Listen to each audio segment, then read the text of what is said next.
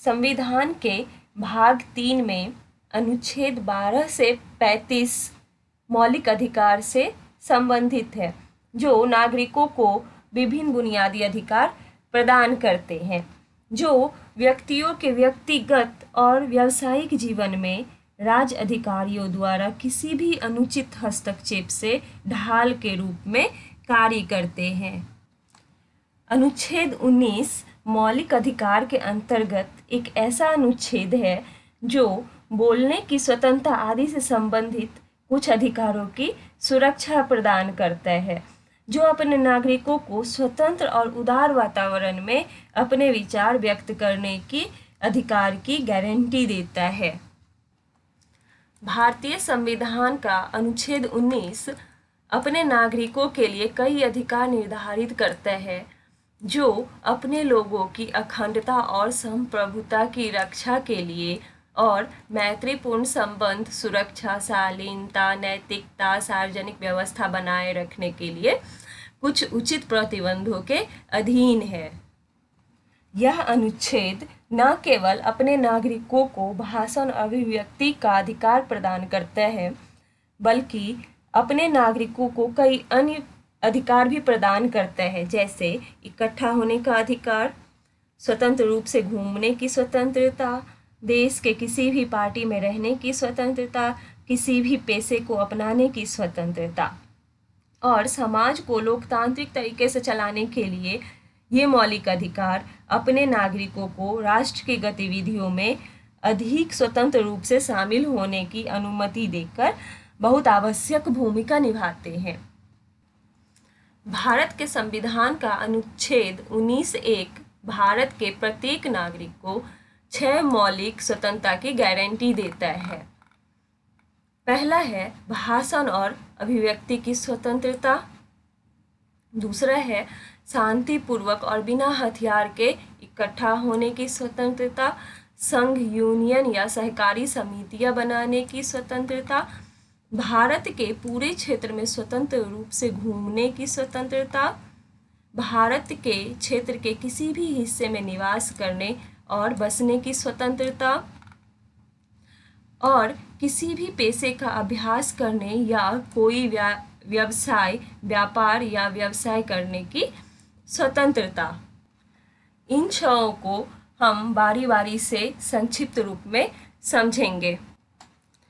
पहला है भाषण और अभिव्यक्ति की स्वतंत्रता। अनुच्छेद 1(a) सभी नागरिकों को भाषण और अभिव्यक्ति की स्वतंत्रता की गारंटी देता है।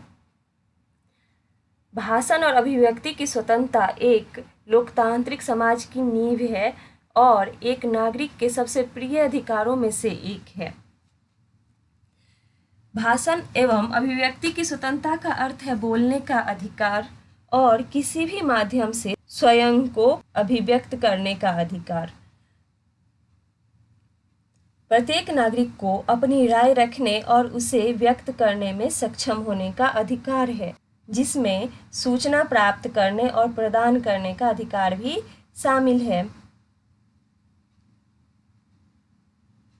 इसमें विचारों के प्रसार प्रचार, उनके प्रकाशन और प्रसार आदि की स्वतंत्रता भी शामिल है और प्रत्येक भारतीय को भाषण और अभिव्यक्ति की स्वतंत्रता का अधिकार मिला है, जिसकी गारंटी राज्य द्वारा दी गई है। लेकिन हमारे देश की अखंडता, सुरक्षा, संप्रभुता की रक्षा के लिए, अन्य देशों के साथ मैत्रीपूर्ण संबंध बनाए रखने के लिए, सार्वजनिक व्यवस्था बनाए रखने और मानहानि, अपराध करने के लिए उकसाने और अदालत की अवमानना को रोकने के लिए राज्य स्वतंत्र भाषण और अभिव्यक्ति के लिए अधिकार पर कुछ प्रतिबंध भी लगा सकता है। दूसरा है एकत्र होने की स्वतंत्रता। प्रत्येक व्यक्ति को शांतिपूर्वक और बिना हथियारों के एकत्र होने का अधिकार है, जैसा कि राज्य द्वारा गारंटी दी गई है। इसमें सार्वजनिक बैठकें, प्रदर्शन और जुलूस आयोजित करने का अधिकार भी शामिल है। लेकिन राष्ट्रीय संप्रभुता, क्षेत्रीय अखंडता और सार्वजनिक व्यवस्था के नाम पर वैध सीमाएं लगाई जा सकती है। तीसरा है संघ या सहकारी समितियां बनाने की स्वतंत्रता। अनुच्छेद 1C में भारतीय संविधान द्वारा गारंटीकृत संघ या सहकारी समिति बनाने की स्वतंत्रता का उल्लेख है। एक संघ को व्यक्तियों के एक समूह के रूप में परिभाषित किया जा सकता है जो एक निश्चित उद्देश्य को प्राप्त करने के लिए एक साथ आते हैं, जो सदस्यों के लाभ के लिए या आम जनता के कल्याण के लिए हो सकता है। संघ बनाने के अधिकार में company, society, trade union, partnership firm या फिर क्लब आदि बनाने का अधिकार भी शामिल है।